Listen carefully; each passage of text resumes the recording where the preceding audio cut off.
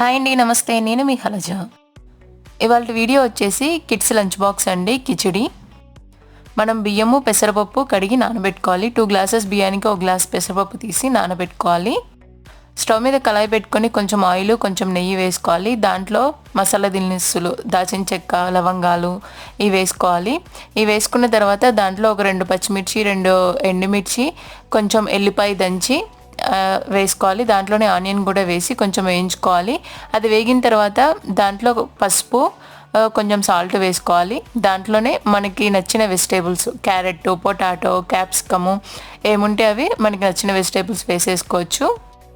దాంట్లోనే టమాటా కూడా వేసుకోవాలి. టమాటా అనేది మగ్గాలండి. మగ్గిన తర్వాత దాంట్లో కొంచెం ధనియాల పొడి, జీలకర్ర పొడి వేసుకోవాలి. అవన్నీ వేగిన తర్వాత 1 గ్లాస్ రైస్కి 2 గ్లాసెస్ ఆఫ్ వాటర్ పోసి మసిలించాలన్నమాట.